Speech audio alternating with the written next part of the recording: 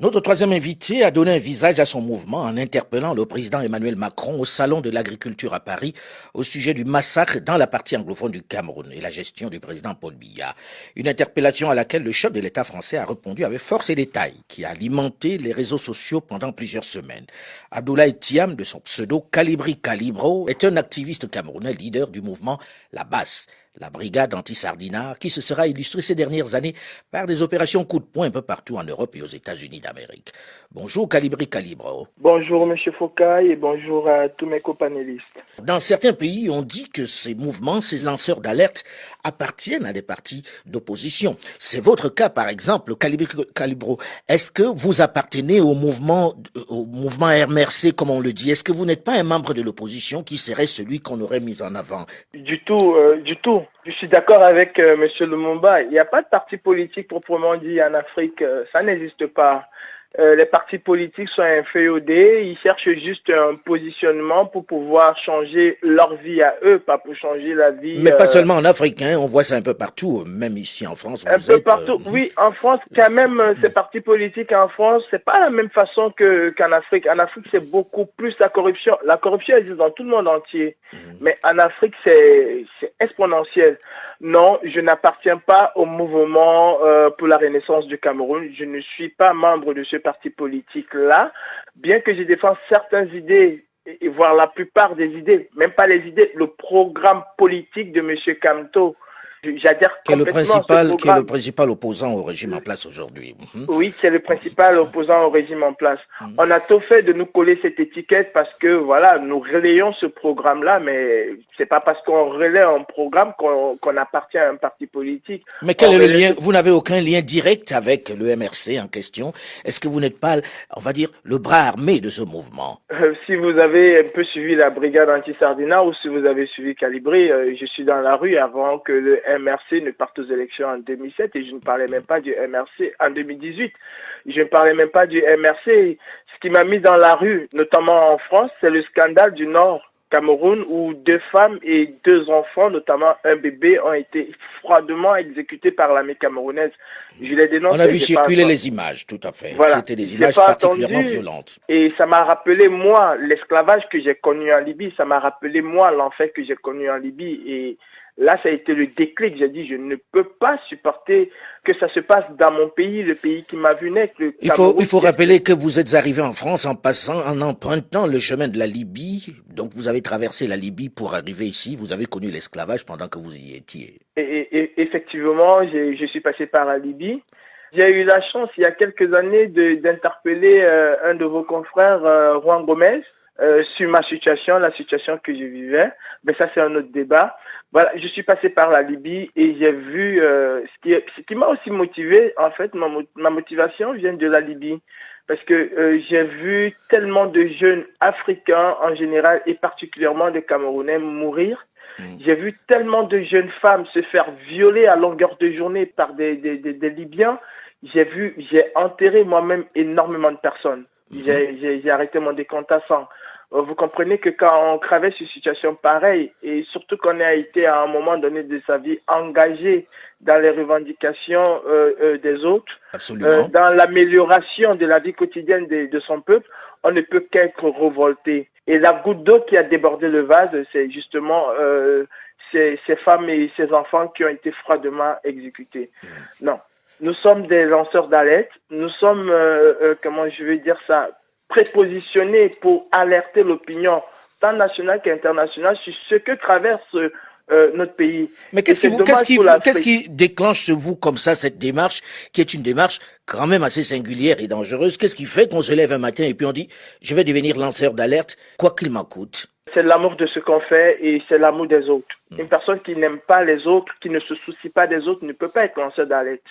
Parce que il faut mettre en tête que c'est nos vies aussi qu'on met en danger, c'est nos propres vies et celles de nos familles que nous mettons en danger. Absolument. Mais quand on a l'amour des autres, quand on veut voir les choses changer, on fait fi de tout cela et on fonce tout droit. J'ai envie de poser la même question à Calibro, où on dit, derrière vous, il y a des gens qui vous financent forcément, vous n'êtes pas fortuné et vous êtes dans une situation qui n'est pas si confortable que cela du point de vue financier et social.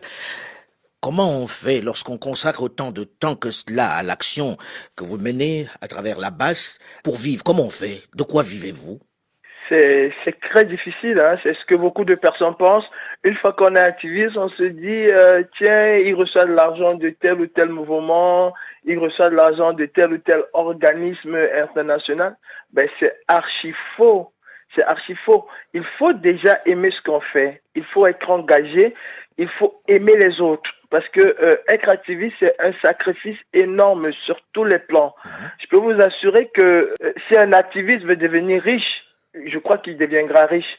Pas forcément parce qu'il y a des organisations qui sont derrière, parce que ceux qui dénoncent lui proposent énormément. Tel a été mon cas, j'ai eu plein de propositions. À peine arrivé à Paris, j'avais déjà presque un appartement. Si j'avais voulu, je l'aurais pris. Proposé par les autorités camerounaises? Proposé par les autorités camerounaises. Ceux que nous dénonçons, mon frère Lumumba, c'est quelque chose. Ils sont tout le temps aux aguets pour vous proposer, pour vous corrompre, parce que c'est le système de vie et de gouvernance dans nos États, la corruption. Si on avait voulu être riche, je crois qu'on aurait été riche en... Oui, mais dans le même temps, on a envie de vous dire, si vous ne prenez peut-être pas chez eux, c'est parce que d'autres vous en donnent. Non, c'est justement notre engagement. C'est notre engagement qui nous nourrit. Est-ce que sur le plan financier, on s'en sort? Moi, personnellement, et je crois que c'est le cas de beaucoup d'activistes, non, sur le plan financier, on ne s'en sort pas.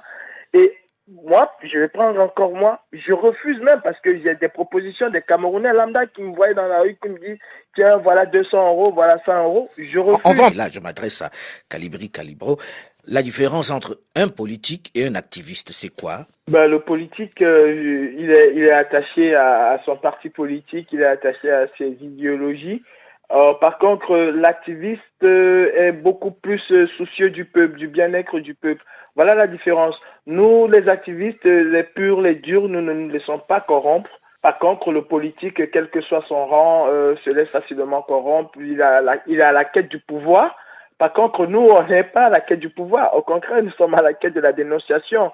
Alors, si par exemple, vous arrivez à obtenir que ce que vous avez dénoncé s'arrête, je prends par exemple, dans votre cas, le Cameroun, le régime change demain. Est-ce qu'on peut voir Calibro dans la politique, se lancer dans la politique, ou bien il va rester dans sa posture d'activiste? Pour le moment, je me sens très bien dans ma posture d'activiste. Et ce serait, comment je vais dire, ce serait ne pas accomplir ma mission parce que le régime a changé. Le régime a changé, mais ce seraient toujours les hommes qui vont être au pouvoir. Alors, mais s'ils ont les mêmes idées que vous, comme vous le disiez. Oui, ils ont les mêmes idées. Vous avez vu le cas de la Guinée-Conakry avec Alpha Condé. Il avait des très bonnes idées. Tout le monde croyait en lui, mais une fois qu'il est arrivé au pouvoir, il a changé.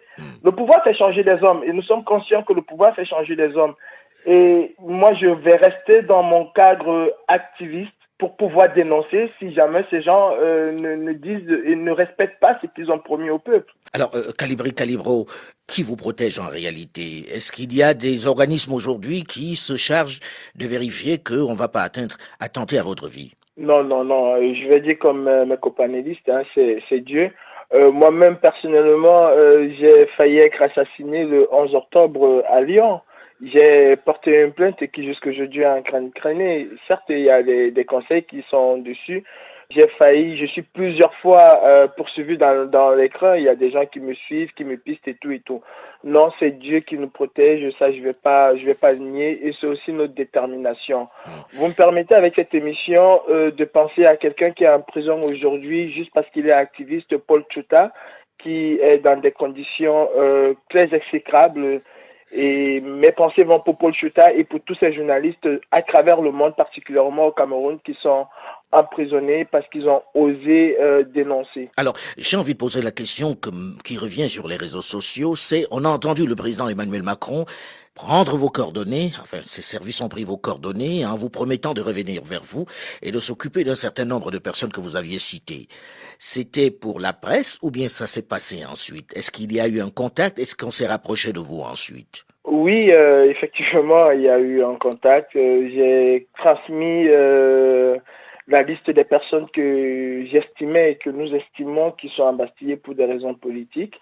J'ai transmis cette liste, il y a eu des contacts et je crois que quelque chose a été fait. Mais si rien n'est fait, d'ici le prochain sommet de la France-Afrique, nous allons encore frapper, comme nous disons, nous allons faire une opération pour dénoncer justement cela. Alors, quand vous dites nous, on se dit comment ça marche exactement votre histoire de la basse, la brigade anti-sardinard? C'est un réseau, vous êtes ensemble, ou bien c'est les réseaux sociaux qui vous permettent de déclencher ces opérations? C'est un réseau. Aujourd'hui, la brigade anti-sardinat est un mouvement bien structuré à travers le monde. Et je peux être fier, Monsieur Foka. Vous savez, il y a très longtemps, on croyait que les Camerounais étaient des personnes qui ne s'intéressaient pas à la politique. Mais depuis les événements de juin 2018, où nous avons été dans la rue, au départ, nous étions quoi, 10, 5. Aujourd'hui, on est capable de mobiliser 100 000 Camerounais en un rien de temps. Et c'est aussi la force des réseaux sociaux.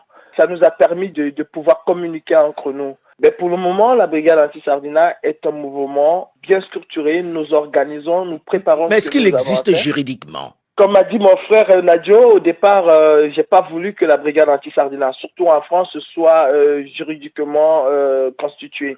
Mais au fil des temps, nous avons évolué. Nous avons eu des conseils et tout. Et aujourd'hui, la brigade anti-sardinat est un mouvement légalisé en France. Nous avons déposé nos statuts et nous opérons dans la légalité, la stricte égalité.